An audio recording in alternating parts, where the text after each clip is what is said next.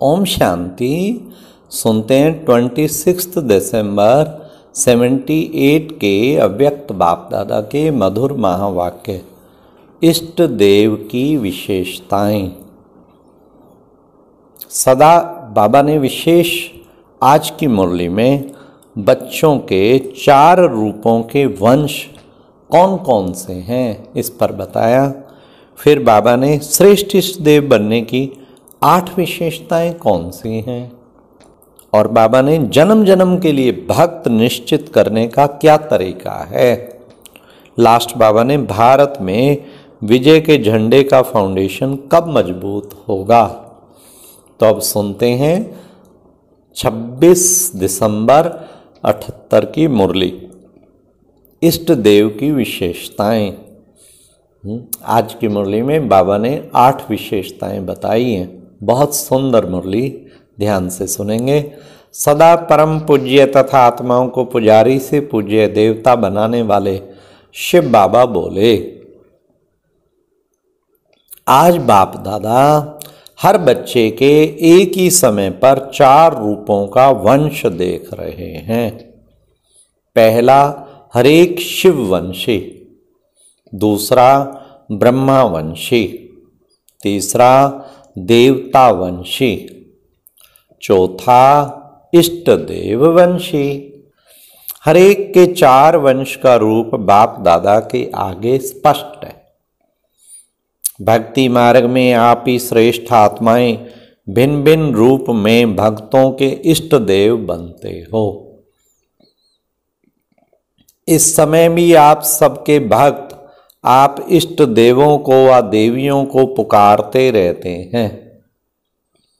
जैसे प्रत्यक्षता का समय स्पष्ट और समीप आता जा रहा है, वैसे आप सबके देव वंश अर्थात राजवंश और इष्ट वंश की प्रत्यक्षता होती जाएगी। ऐसे अनुभव करते हो हम ही इष्ट देव बनकर अनेक भक्त आत्माओं की मनोकामनाएं पूर्ण करने वाले हैं। जैसे राजवंश में नंबरवार हैं, वैसे ही पूज्य रूप में भी नंबरवार इष्ट बनते हो। याद है हम कौन से इष्ट हैं, कौन सी देवी के रूप में आपका पूजन हो रहा है। अपनी भक्तमाला को जानते हो। तो अब के सेवा में सहयोगी साथी बनते हैं, उनमें कोई राजवंश में आते हैं, कोई प्रजा में आते हैं। तो इस समय के सेवा के सहयोगी व नजदीक के साथी, और भविष्य में रॉयल फैमिली व प्रजा और भक्ति में इष्टवंशी व भक्त इष्ट देवों की वंशावली भी दिखाते हैं। अपने आप से पूछो कि हम राजवंशी सो इष्टवंशी हैं, किस नंबर के इष्ट हो। कोई इष्ट देव की रोज की पूजा होती है और कोई कोई की कब कब होती है। कोई की नियम प्रमाण युक्ति युक्त रूप से होती है, और कोई की जब आया जैसे आया वैसे होती है। कोई की बड़ी धूमधाम से वैरायटी वैभवों से पूजन होता है, और कोई की कभी कभी धूमधाम से होती।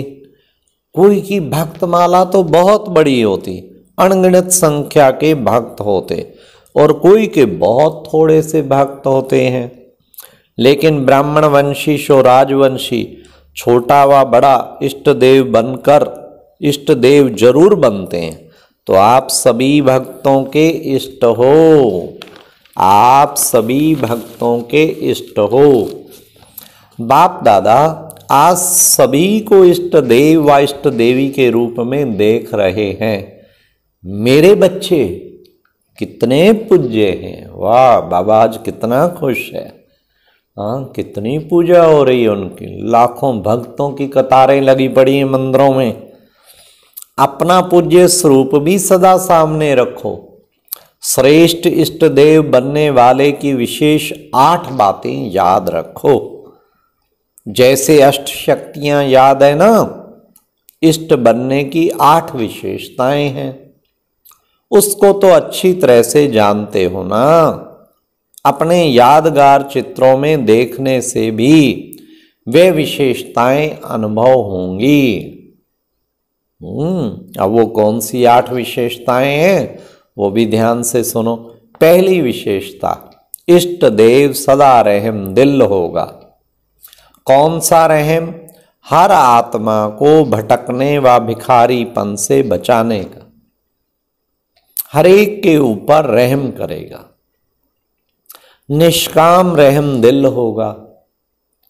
किस पर रहम और किस पर नहीं, ऐसे नहीं, अर्थात बेहद रूप में रहम दिल होंगे। उनके रहम के संकल्प से अन्य आत्माओं को अपने रूहानी रूप व रूह की मंजिल सेकंड में स्मृति में आ जाएगी। उनके रहम के संकल्प से भिखारी को सर्व खजानों की झलक दिखाई देगी।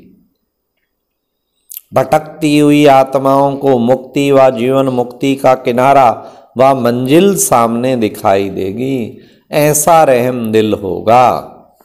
दूसरी बात, अब सुनते चलिए, 8 बातें बाबा बताएंगे। दूसरी बात, इष्ट देव आत्मा सदैव सर्व के दुख हरता सुख करता का पार्ट बजाएंगे। दूसरे का दुख अपने दुख के समान समझ सहन नहीं कर सकेंगे। तीसरी बात, सदा संकल्प और कर्म में प्योरिटी की पर्सनैलिटी दिखाई देगी।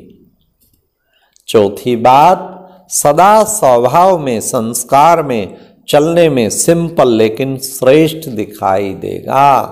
और 5वीं बात, जैसे आपके जड़ चित्र सदा श्रृंगारे हुए दिखाई हैं, वैसे सर्व गुणों के श्रृंगार से सदा सजे सजाए नजर आएंगे। कोई एक गुण रूपी श्रृंगार भी कम नहीं होगा। छठी बात, ऐसी इष्ट आत्मा के फीचर सदा स्वयं भी कमल समान होंगे और दूसरे को भी कमल समान न्यारा और प्यारा बना देंगे। 7वीं बात, ऐसी इष्ट आत्मा सदा स्थिति में अचल अडोल होगी। जैसे मूर्ति को स्थापित करते हैं वैसे वह चैतन्य मूर्ति सदा एक स्थिति में स्थित होगी। और 8वीं बात, वह सदा सर्व के प्रति संकल्प और बोल में वरदानी होंगे। गलानी व शिकायत करने वाले के ऊपर भी वरदानी, गलानी करने वाले के प्रति भी वाह वाह के पुष्पों की वर्षा करने वाले होंगे। इसके रिटर्न में इष्ट देव रूप में पुष्पों की वर्षा ज्यादा होती है।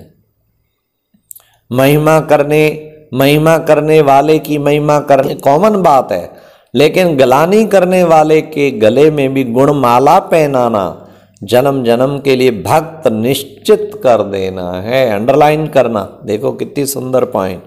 बाबा ने कहा महिमा वाले की महिमा करना क्या बड़ी बात है, लेकिन गलानी वाले के गले में भी गुणमाला पहनाना जन्म जन्म के लिए भक्त निश्चित करना है। वह साथ साथ वर्तमान समय के सदा सहयोगी बनाना निश्चित हो जाते हैं। विदेशी तो पहला कार्य करेंगे। विदेशी विदेश से पावरफुल आवाज द्वारा विजय के झंडे की नींव डालेंगे। वाह! सब विदेश के भिन्न भिन्न स्थानों से विशेष आत्माओं के सहयोग के आधार से विजय का फाउंडेशन पड़ेगा। जैसे आजकल की दुनिया में हर स्थान की मिट्टी एक स्थान पर इकट्ठी करते हैं, तो हर विदेश के स्थान के विशेष व्यक्तियों के आवाज द्वारा भारत में विजय के झंडे का फाउंडेशन मजबूत होगा। तो विदेशी इस कार्य के फाउंडर हैं। झंडा लहराने के पहले फाउंडेशन चाहिए। हर स्थान के निकले हुए विशेष आत्माओं रूपी फूलों का गुलदस्ता बाप दादा और सर्व परिवार के आगे पहले विदेश भेंट करेगा। गुलदस्ता बन रहा है, ऐसी विशेष खुशबू अर्थात विशेषता हो जो फौरन से भारत तक पहुंचती रहे। ऐसे खुशबूदार रूहानी रूहे गुलाब, सदा गुलाब का गुलदस्ता तैयार हो रहा है। जैसे कोई बहुत अच्छी मन को मोहित करने वाली खुशबू होती है ना, तो ना चाहते भी उस तरफ अटेंशन जाता है कि कहाँ से खुशबू आ रही है। तो रूहानी रूए गुलाब फूलों की खुशबू अब भारत तक पहुंचेगी तो सबके अटेंशन को अपने तरफ आकर्षित करेगी। सब ढूंढेंगे कि खुशबू कहाँ से आई, इस खुशबू का केंद्र कहाँ है। अच्छा, ऐसे सदा सजे सजाए मूर्ति राजवंशी सो इष्टवंशी, सर्वात्माओं को सदा श्रेष्ठ संकल्पों द्वारा वरदान देने वाली, सर्वात्माओं को रहम दिल बन मंजिल दिखाने वाली, ऐसे महादानी वरदानी इष्ट देव श्रेष्ठ आत्माओं को बाप दादा का याद प्यार और नमस्ते। अच्छा, प्यारे बाबा को भी नमस्ते। और कितने सुंदर बाबा ने इष्ट देव स्वरूप में टिको उसकी 8 विशेषताएं बताई हैं जिनको हमें धारण करना है। और महिमा करने वाले की तो महिमा करना क्या बड़ी बात, ग्लानि करने वाले को भी गुणमाला पहनाना है। अच्छा जी। और अब यह एक बहुत अच्छी वीडियो भी जरूर देखें।